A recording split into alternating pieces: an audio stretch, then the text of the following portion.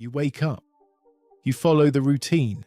Notice the weight in your shoulders, the quiet tension in your chest. On the surface, everything is fine. You're functioning. You're responsible.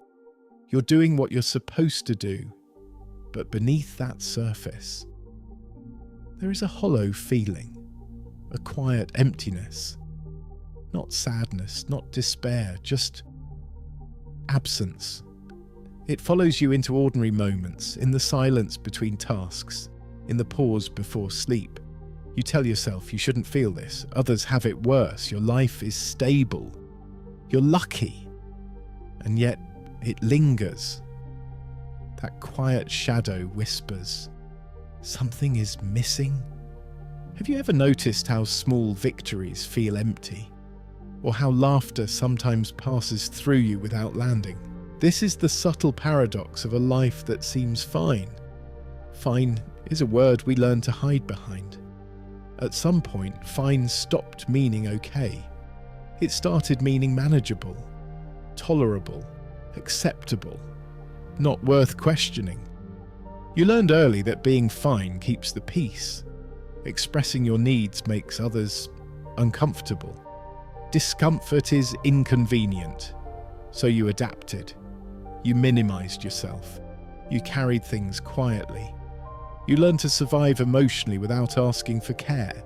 You learned to prioritize appearances over authenticity. Every smile, every polite response became armor. This is emotional neglect, subtle but deep, not always loud, not always intentional.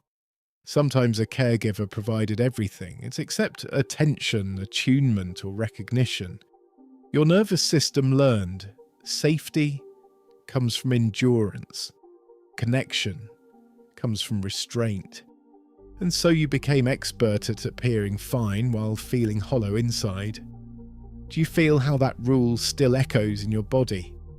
Many of us were taught subtly to hide our needs, to silence discomfort, to perform for others without asking for care.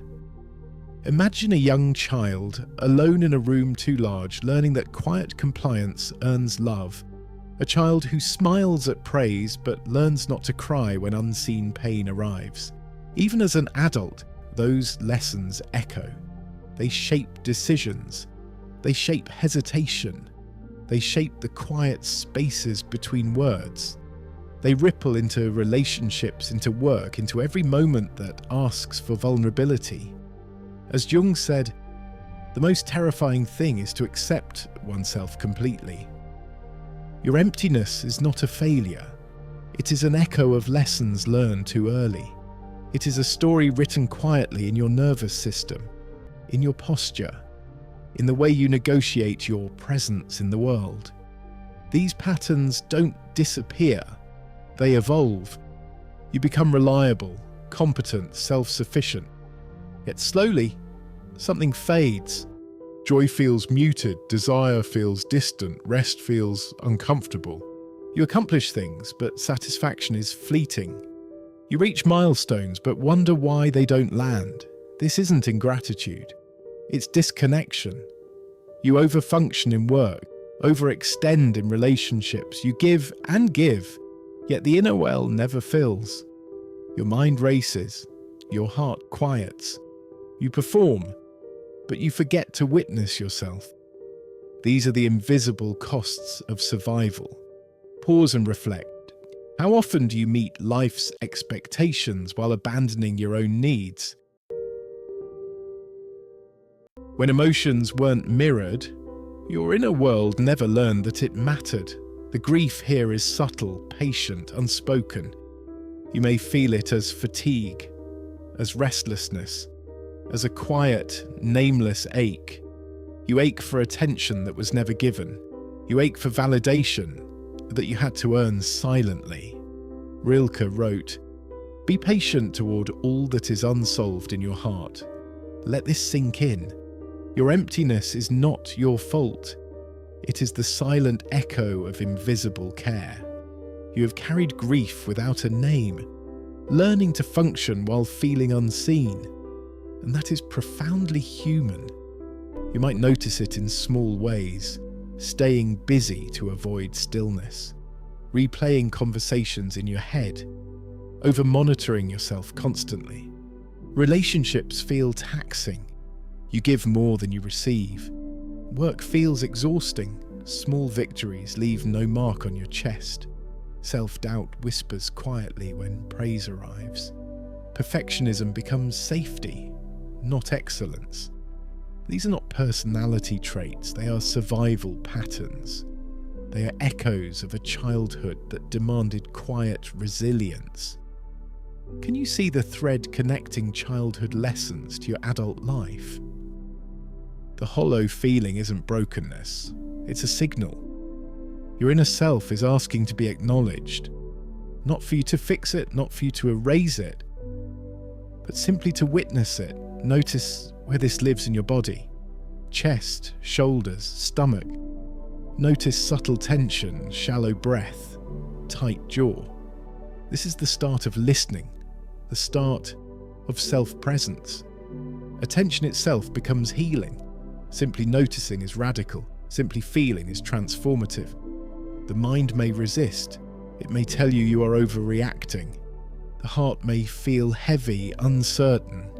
You may want to distract yourself to escape the quiet. And yet staying here for even a few moments is profound.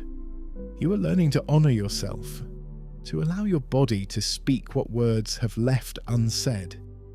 Healing begins not with erasure, but with attention. Notice your breath. Notice your posture. Notice your small impulses and desires. Practice inner child reparenting. Shadow work. Gentle presence. Allow yourself softness. Permission to feel. Permission to exist fully. Recognize moments of small joy. A warm cup of tea, sunlight on your face, the softness of your own hand. These are the sparks of reconnection. They remind you that life can be full even when you are learning to trust yourself again.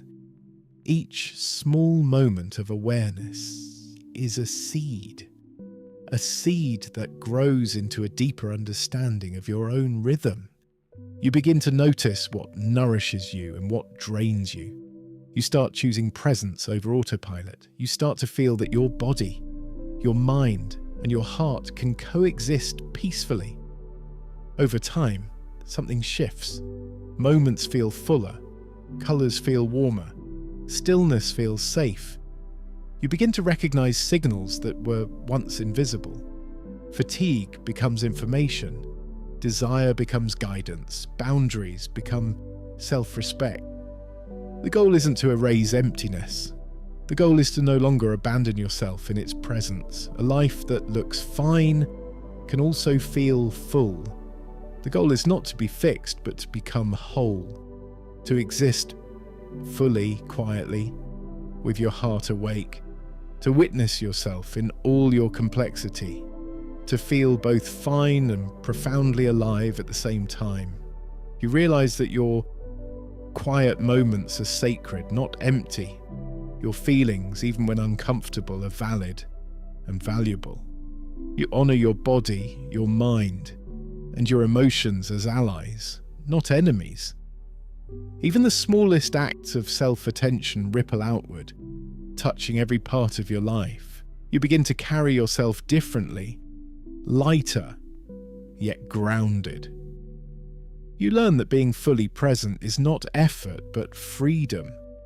And slowly, with patience and awareness, you discover that wholeness isn't a destination. It is the way you live each day,